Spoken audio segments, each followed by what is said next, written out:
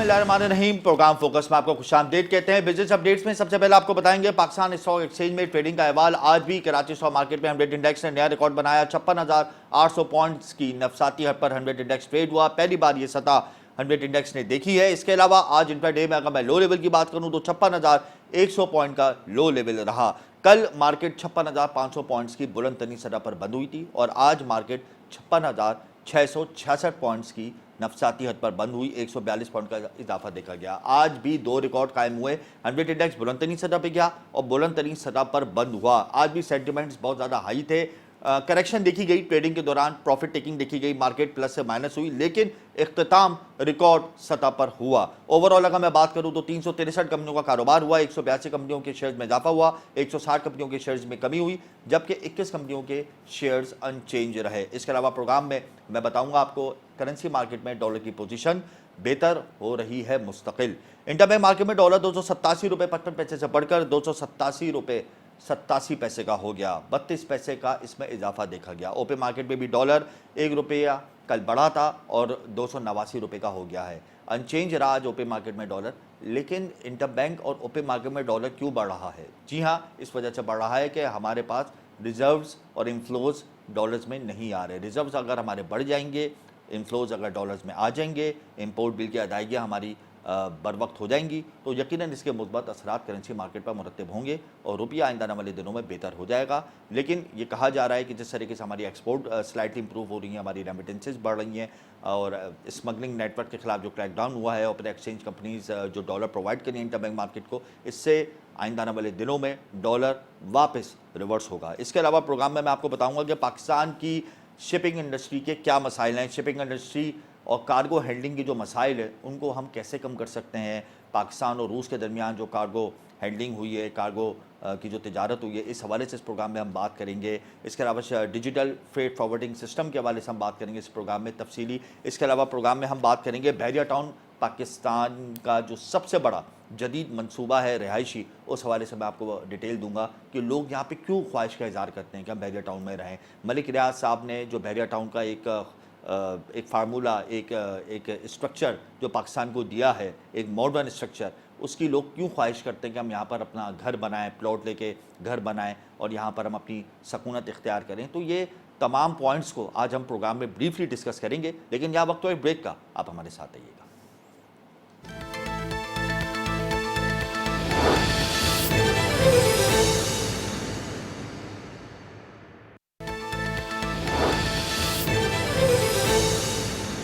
Welcome back. Pakistan में shipping industry को क्या क्या मसाइल दरपेश हैं और इन मसाइल का तदारुक क्यों नहीं किया जाता, इस हवाले से हमें प्रोग्राम में ज्वाइन कर चुके हैं पाक शाइन शिपिंग कंपनी के CEO अब्दुल्ला फर्रुख। बहुत शुक्रिया अब्दुल्ला साहब। शिपिंग इंडस्ट्री किसी भी मुल्क की मईशत की रीढ़ की हड्डी होती है और पाकिस्तान की शिपिंग इंडस्ट्री बहुत बेहतर है, लेकिन मसाइल से घिरी हुई है। क्या समझते हैं, क्या क्या मसाइल हैं और अब तक इन मसाइल को हल क्यों नहीं किया गया? जी, अस्सलाम वालेकुम, बिस्मिल्लाहिर्रहमानिर्रहीम। थैंक यू, आपने दावत दी इस प्रोग्राम पे। आज मुख्तसर बातें करूंगा मैं ताकि ज़्यादा सवाल आप पूछ सकें। मगर पाकिस्तान की शिपिंग इंडस्ट्री जो है वो उस तरह ग्रो नहीं करी जिस तरह हमारे रीजनल कंपेटिटर्स देख लें, नेबर्स देख लें, उनकी ग्रो करी है। उसकी वजह ये कि हमारे यहाँ कुछ शिपिंग पॉलिसीज़ अभी तक से क्लियर नहीं है और इस पर काम करने की ज़रूरत है। साथ ही साथ कुछ हमारे जो लोकल टूल्स हैं जी, जो कंड्यूसिव बनाएंगे शिपिंग के बिजनेस को, उस पर भी काम करने की ज़रूरत है, जिसमें पोर्ट टैरिफ्स जो हैं हमारे बहुत महंगे हो चुके हैं रीजन के हिसाब से।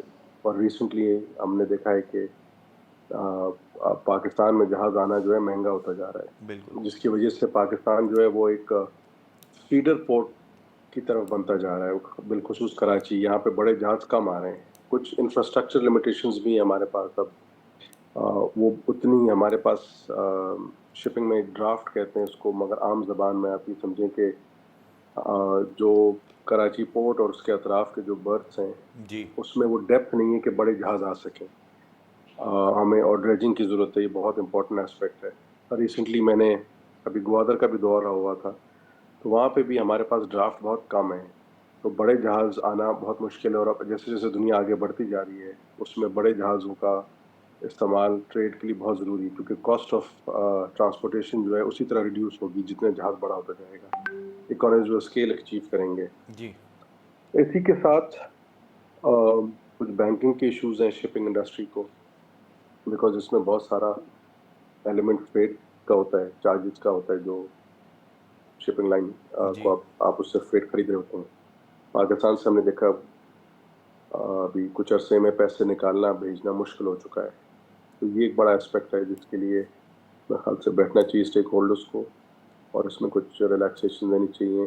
اس میں اسٹیٹ بینک کو بھی انکلوڈ کریں، کمرشل بینکس کو بھی انکلوڈ کریں. شپنگ جو ہے وہ ایک اسٹینڈ الون ایکٹیویٹی نہیں ہے، اس کے ساتھ ہمیں ان لینڈ کنیکٹیوٹی اچھی کرنی چاہیے، کیونکہ پاکستان جو ہے وہ بہت ایک امپورٹنٹ گیٹ وے ہے فار سینٹرل ایشیا، اور ہماری کنیکٹیوٹی بہت اچھی ہے اگر ہم اس کو صحیح طرح استعمال کریں. کچھ انٹرنل انفراسٹرکچرز ابھی تک سے ان پلیس نہیں ہیں، مگر ہم اپنی کنیکٹیوٹی کو بہتر کر سکیں تو ازبیکستان، تاجکستان، قزاقستان، کرگستان، ان ساروں جی. کو ہم بہت اچھی طرح کیپچر کر سکتے ہیں، بیکاز یہ اچھا سب سے شارٹیسٹ راستہ ہوتا ہے. اچھا عبداللہ صاحب، ابو دھابی کی کمپنی نے پاکستان کی پورٹ انڈسٹری میں قدم رکھ دیا ہے، یہ بڑی خوشائن جی بات ہے، تو آپ کیا سمجھتے ہیں اس سے کیا جی کیا فوائد ہمیں حاصل ہوں گے؟ جی دیکھیں، اس میں تو کوئی شک نہیں ہے کہ جب کوئی فورن انویسٹر آتا ہے اور جی وہ آ کے آپ کی اکانومی انویسٹ کرتا ہے، تو سب سے پہلی بات یہ ہے کہ آپ کے پاس فورن ایکسچینج آتی ہے انویسٹمنٹ کی شکل میں. آپ کے پاس نوکریاں بڑھتی ہیں، کیونکہ جی ظاہر سی بات ہے وہ لوگوں کو ہائر کریں گے. ایچ آر اسٹرینتھ بڑھتی ہیں، جی ٹیکنالوجی لے کر آتے ہیں، یہ بہت اہم چیز ہے. اکثر ہمارے پاس جو پریکٹسز ہوتی ہیں وہ شاید گلوبل اسکیل پہ اتنی تیز نہ ہو، مگر وہ بہت سارا آپ کا ٹیکنالوجیکل ایڈوانسمنٹس لے کر آتے ہیں. تو ابو دھابی کا آنا ظاہر سی بات ہے خوشائن چیز ہے. آپ سمجھتے ہیں کہ شپنگ جی لائن میں ہمارے ملک میں پالیسی کا فقدان ہے؟ جی وہ بہت زیادہ ہے. میرا خیال ہے ہم ٹیکنالوجی سے زیادہ پالیسی پہ کام کر لیں، اس کی زیادہ ضرورت ہے، اچھا، اور رائٹ پاکستان پالیسی بنائیں، کیونکہ جی پاکستان اور رشیا کارگو ٹریڈ کی جی شروعات ہوئی تھی، اور آپ نے جی کارگو ٹریڈ کے حوالے سے پہلا قدم اٹھایا تھا، اور یہ بڑی اچھی بات ہے. تو اب ذرا اس کے حوالے سے جی تفصیلات بتا دیں، کتنے کارگوز وہاں سے یہاں آ گئے اور یہاں سے وہاں چلے گئے، اور کتنی مالیت کے سودے ہو گئے؟ جی دیکھیں، اس میں دو تین چیزیں تھیں. ایک تو پاکستان رشیا کی ٹریڈ براہ راست کبھی نہیں تھی. جی تو یہ ماضی میں ایک تو کافی عرصے جب تک وہ یو ایس ایس آر رہا تو ہماری کبھی کوئی ڈائریکٹ انٹریکشن نہیں ہوئی، اور اس کے بعد جب رشین فیڈریشن بن گئی تو بھی ہم ٹرانسشپمنٹ کرتے تھے. جی ہم وایا انڈیا، وایا دبئی، وایا یورپ کارگوز لے کر جاتے تھے رشیا. ہم نے بالخصوص خود ایک یہ اقتدام لیا، ہم نے یہ کوشش کری ایز اے بزنس کہ ہم ایک رشین کمپنی کو لے کر آئیں یہاں پہ، جی جن کے تھرو پاکستان کو اب ڈائریکٹ ایکسس ملے گا. تو اب پاکستانی ایکسپورٹرز اور امپورٹرز کو 23 دن میں سینٹ پیٹرز برگ تک رسائی ہے.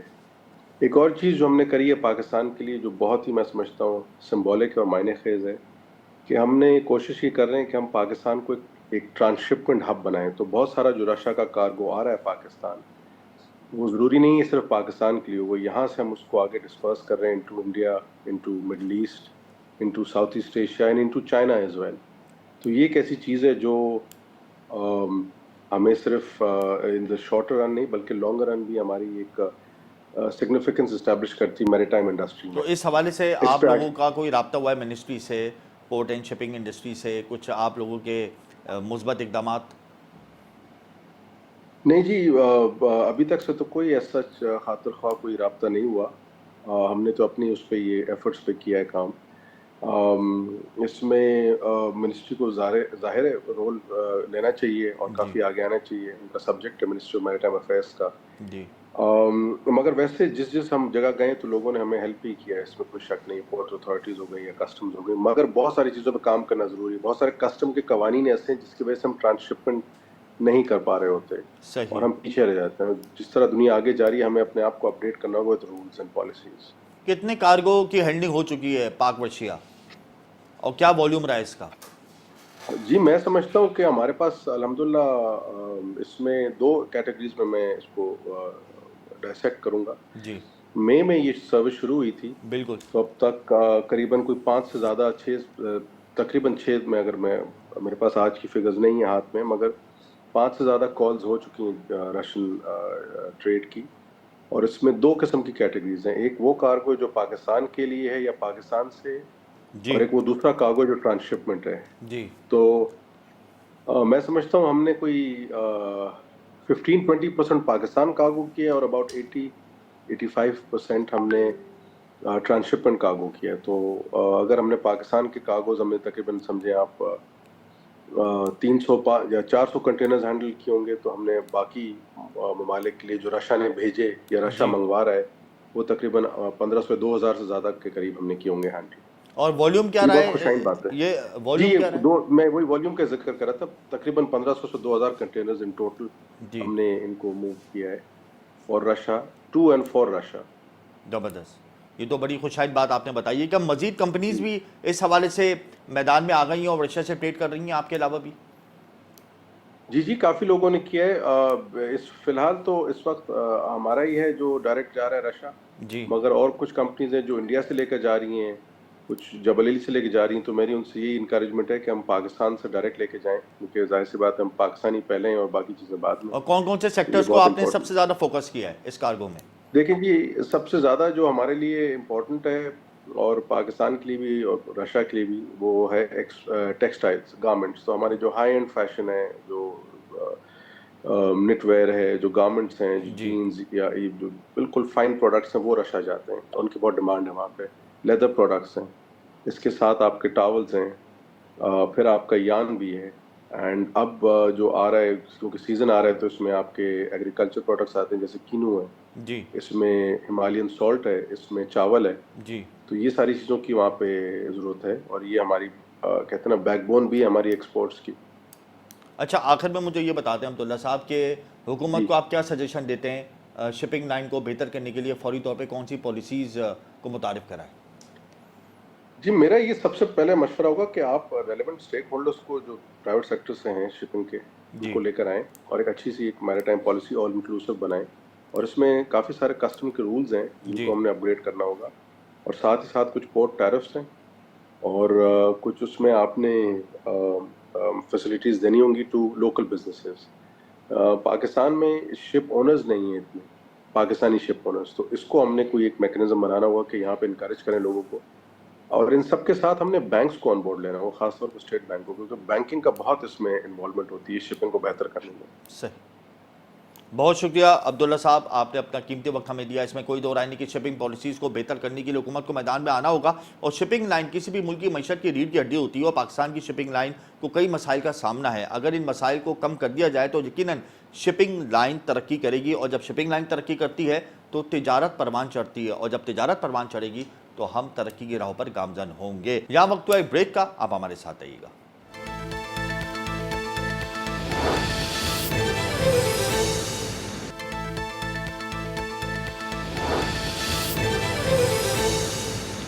Welcome back. پروگرام اس وقت ہمیں جوائن کر چکے ہیں شاہ رخ عابد, ایگزیکٹو ممبر ہیں Pakistan digital freight forward association کے.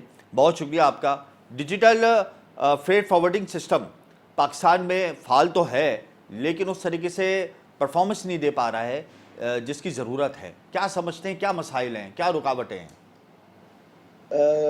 Sir thank you very much, آپ نے مجھے موقع دیا ڈیجیٹل پہ بات کرنے کی. سر اس پہ سلسلہ یہ ہے کہ ڈیجیٹل فریٹ فارورڈنگ پاکستان میں ابھی نیا انڈکٹ ہوا ہے. جی ابھی اتنا مطلب ہے کہ یہ پینیٹریٹ نہیں کیا. پاکستان میں 2 یا 3 کمپنی اس پہ کوشش کر رہی ہیں کہ اس کو فعال بنایا جائے, لیکن چونکہ یہ اوبویسلی یہ آپ کا آرٹیفیشیل انٹیلیجنس کا ایک بہت اہم یہ پارٹ ہے, اور اس کو ہم نے ضرور پریکٹیکل کرنا ہے مارکیٹ میں. لیکن ابھی ہے جو ملٹی نیشنل کمپنیز ہیں یا جو جی بڑی بڑی کمپنیز ہیں, انہوں نے ان کو اپنے پاس رجسٹر کرایا, لیکن ٹوٹلی یہ ابھی اس کو چونکہ اتنا ٹائم ہوا نہیں ہے ابھی جی مارکیٹ میں پینیٹریٹ ہوئے, تو اس میں تھوڑا سا ٹائم لگے گا. لیکن میں سمجھتا ہوں کہ اتنی جلدی کوئی بھی چیز جو ہے وہ فعال ہوتی نہیں ہے جب تک اس پہ تھوڑا سا ٹائم نہ لگے اور مختلف لوگ جو اس پہ پریکٹیکل امپلیمنٹیشن نہ کریں. یہ پاکستان میں اور یہ اس میں کوئی سسٹم شک نہیں متعارف ہے کہ کب جو کیا گیا, ڈیجیٹل, متعارف کب پہلے ہوا تو یہ دیکھیے ہمیں یہ پاکستان میں؟ سمجھنا پڑے گا کہ ڈیجیٹل فریٹ فارورڈنگ ہوتی کیا ہے. جی ٹھیک ہے نا, اب آج کل کے دور میں جہاں پر ہر چیز جو ہے گھنٹوں کی منٹوں میں آ گئی, منٹوں کی سیکنڈوں میں آ گئی, تو اب اتنی جلدی ساری چیزیں ایک کلک پر آ گئی ہیں، اور اس طرح آپ یہ دیکھ لیں کہ بہت ساری جلدی چیزیں بہت جلدی جو ہے وہ فرق ہو رہا ہے. تو انشاءاللہ یہ چیز آئے گی مارکیٹ میں، بہت اچھی پینیٹریٹ ہوگی، لیکن اس میں تھوڑا سا ٹائم لگے گا. اچھا شاہ رخ صاحب، digital freight forwarding system Pakistan میں اتنا تاخیر سے کیوں آیا؟ اور آپ سمجھتے ہیں کہ اگر یہ پہلے آ جاتا تو سب اربوں ڈالر اپنے بچا سکتے تھے جو ہمارے ایکسپنسز میں صرف ہو جاتے ہیں، اس سے ہمیں کافی نقصان بھی پہنچا ہے. اگر ہم پہلے اس پالیسی پر عمل کر لیتے تو شاید ہم بہتر پوزیشن پہ ہوتے. سر سر اس میں یہ ہے کہ دیکھیں، ویسے تو ہر چیز کا ایک وقت ہوتا ہے. پاکستان میں فریٹ فارورڈنگ اتنی وائبل کبھی بھی نہیں رہی جیسے دوسرے ممالک میں ہے. اب جیسے ڈیجیٹل اوبویسلی کوئی بھی چیز ہوگی پہلے وہ باہر کے ملک میں آئے گی، جو آپ کے ملک آلریڈی ڈیولپ کنٹری ہے وہاں پہ پہلے وہ آئے گی، پھر یہاں پر آئے گی. بہت ساری جی چیزوں کو آپ دیکھ سکتے ہو کہ پاکستان میں 4-4 5-5 سال بعد آتی ہے.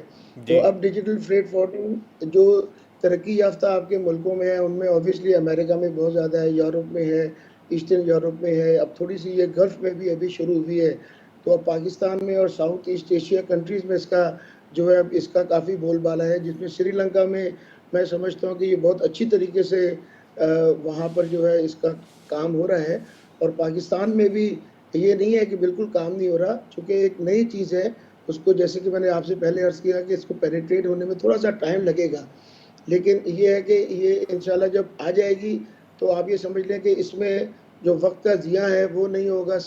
بہت ساری چیزیں جو مینول ہوتی ہیں اور جو آپ کی جو کاسٹ ریڈکشن ہوتی ہے، ویزیبلٹی ہوتی ہے، ٹائملی آپ کی ٹریکنگ ہوتی ہے. جی آپ کے شپ کو جو بک کرنا ہو، کارگو اگر کوئی بک کرنا ہو تو ایک کلک اوے ہوتا ہے اسے بک کرنے میں.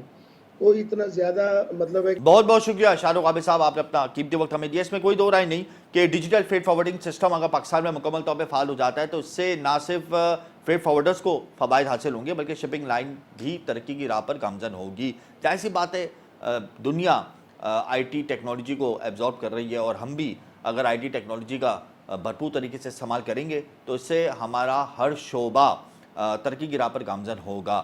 اور فریٹ فارورڈنگ سسٹم جو ڈیجیٹل طرز پر دنیا اپنا رہی ہے پاکستان میں بھی آ گیا ہے، اور اگر یہ مکمل طور پہ فعال ہو جاتا ہے تو اس سے تقریباً 1.5 سے 2 ارب ڈالر ہم سالانہ بچا سکتے ہیں اپنا خرچہ. اور ظاہر سی بات ہے شپنگ انڈسٹری کو اگر ہم پروان چڑھائیں گے تو ہماری معیشت پروان چڑھے گی. پروگرام کے آخری سیگمنٹ میں بات کروں گا بحریہ ٹاؤن کراچی کی. بحریہ ٹاؤن کراچی ایک ایسا منفرد پروجیکٹ ہے جو پاکستان میں جب آیا تو لوگوں کی آنکھیں دنگ رہ گئی، کیونکہ وہ ایک ماڈرن پروجیکٹ ہے. اس کو جس طرز پہ بنایا گیا، اس کی جو پلاننگ کی گئی، اس کا جو ایک انفراسٹرکچر تعمیر کیا گیا وہ بہت زیادہ ریمارکیبل تھا، پاکستانیوں کے لیے ایک نئی چیز تھی. اور جب اس کا امپلیمنٹ کر کے دکھایا ملک ریاض جو فاؤنڈر آف بحریہ ٹاؤن نے، جب انہوں نے بنا کے دکھایا بحریہ ٹاؤن تو لوگوں کو یہ خواب لگا. کیونکہ دبئی، ملیشیا، سعودی عربیہ اور دیگر ترقی یافتہ ممالک میں جس طریقے سے رہائشی اسکیمز ہوتی ہیں، ویسی ایک رہائشی اسکیم اگر پاکستان میں آ جائے تو یقیناً لوگ اس کو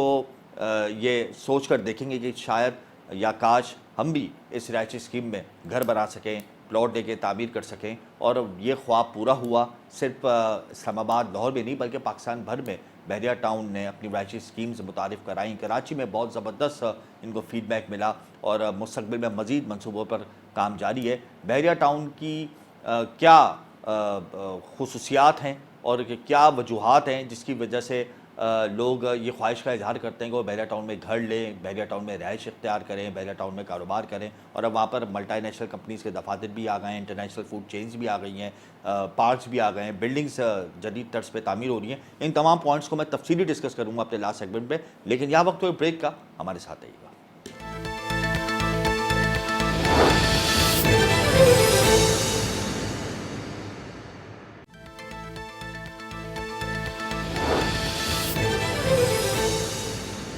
welcome back. Bahria town Pakistan کا ایک بڑا نام ہے، ممتاز نام ہے. ہر شخص کی یہ خواہش ہوتی ہے کہ وہ بحریہ ٹاؤن میں اپنا گھر لے، یہاں پر پلاٹ حاصل کر کے تعمیر کرے، اپنا گھر بنائے. اس کی وجوہات کیا ہیں؟ ظاہر سی بات ہے جب آپ بحریہ ٹاؤن میں رہیں گے تو آپ کو جدید سہولیات میسر ہوں گی، بہترین انفراسٹرکچر میسر ہوگا، بہترین سیکیورٹی نظام ہے، 24 گھنٹے وہاں پر تمام یوٹیلیٹیز آپ کو ملتی ہیں، جس کی وجہ سے لوگ پریفر کرتے ہیں کہ وہ بحریہ ٹاؤن کے اندر رہائش اختیار کریں. اور بحریہ ٹاؤن کا جو انفراسٹرکچر ہے وہ جدید طرز کے اوپر بنایا گیا ہے اور پاکستان کے اندر بحریہ ٹاؤن جیسی اسکیمز ناپید ہیں. اگر بحریہ ٹاؤن جیسی اسکیمز پاکستان میں آ جائیں تو یہاں پر ریئل اسٹیٹ سیکٹر بھی بوم کرے گا, کنسٹرکشن سیکٹر بھی بوم کرے گا. لیکن چونکہ بحریہ ٹاؤن اس وقت پاکستان کی نمبر 1 اسکیم ہے, رہائشی اسکیم ہے, اور یہاں پر لوگ پریفر کرتے ہیں ملک بھر کے کہ وہ بحریہ ٹاؤن میں اپنا گھر لیں, اپنا فلیٹ لیں, اپنا کاروبار کریں اور یہاں پر سکونت اختیار کریں. اسی حوالے سے پروگرام میں ہم گفتگو کریں گے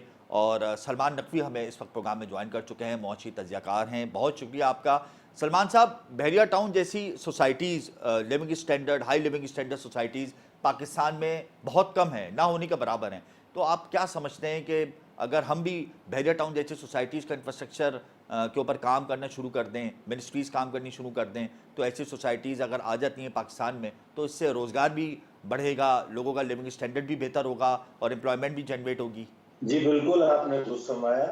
بحریہ ٹاؤن پاکستان کا سب سے بڑا جدید ترین نجی رہائشی منصوبہ, پہلا ماسٹر پلان پروجیکٹ ہے. یہ منصوبہ پاکستان کے مڈل کلاس کی تمام بنیادی سہولیات کو مد نظر رکھ کے بنایا گیا ہے اور بنایا جا رہا ہے. یہ جدید ترین انٹرنیشنل اسٹینڈرڈ کے انفراسٹرکچر, ہاسپٹل انٹرنیشنل لیول کے عوام کی خدمت کے لیے موجود ہوتے ہیں. اس کے علاوہ جدید اسٹینڈرڈ کے تعلیمی مراکز, اسکول, کالج اور یونیورسٹیاں بھی بنائی گئی ہیں. بازار ہر آبادی, ہر کارنر پہ بازار بنائے گئے ہیں اور اس میں ضرورت کی تمام اشیاء جو ایک مڈل کلاس فیملی کو چاہیے ہوتی ہیں اویلیبل ہیں.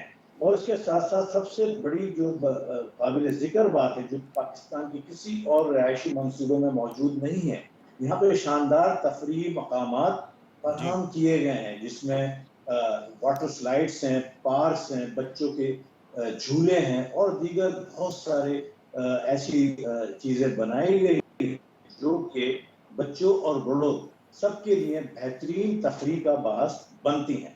اس کے ساتھ ساتھ بحریہ ٹاؤن کی جو انفراسٹرکچر ہے, خاص طور پر سڑکیں, یہ خاصی کشادہ ہیں, کافی طویل ہیں اور اس کے ساتھ ساتھ سڑکوں کی چاروں طرف جو ہے ہرے بھرے درخت لگائے گئے ہیں جو کہ باہر سے امپورٹ کرے گئے ہیں, جو نہ صرف بحریہ ٹاؤن کی خوبصورتی میں اضافہ کرتے ہیں بلکہ ماحول کی آلودگی کو بھی ختم کرتے ہیں. اسی لیے بحریہ ٹاؤن کا علاقہ سب سے خوشگوار ترین علاقہ تصور کرا جاتا ہے.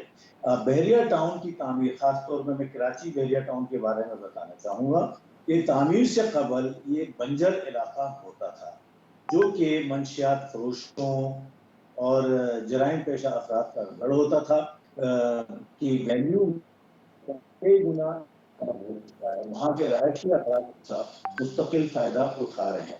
بحریہ اچھا سلمان صاحب, جب بحریہ ٹاؤن اتنا زبردست ہے, اس کا اتنا جدید انفراسٹرکچر ہے, تو ان کے جو فاؤنڈر ہوں گے ملک ریاض, وہ ان کا جو کانسیپٹ لیول ہے وہ کتنا زبردست ہوگا, جو اس کانسیپٹ کو لے کے پاکستان میں آئے. انہوں نے جدید طرز پہ رہائشی سوسائٹی لانچ کی اور نہ صرف انہوں نے لاہور اسلام آباد میں کی بلکہ پاکستان بھر میں کی, اور پھر وہ ایک بہترین نہ صرف لیونگ اسٹینڈرڈ پرووائڈ کرتے ہیں بلکہ وہ ایک سماجی شخصیت بھی ہیں, بہت زیادہ ویلفیئر کے کام بھی کرتے ہیں اور انوائرمنٹ پولوشن کے حوالے سے انہوں نے کافی کام کیا ہے. ان کی اسٹریٹجیز بڑی میننگ فل ہیں, خواہ وہ بزنس مین کے حوالے سے ہو, خواہ وہ لیونگ اسٹینڈرڈ کے حوالے سے ہو, خواہ وہ سوشل ویلفیئر کے حوالے سے ہو. تو اس حوالے سے آپ کیا کہتے ہیں؟ جی بالکل درست فرمایا. میں سمجھتا ہوں کہ ملک ریاض صاحب نے جو ان کا ویژن ہے وہ نہایت ہی شاندار رہا ہے.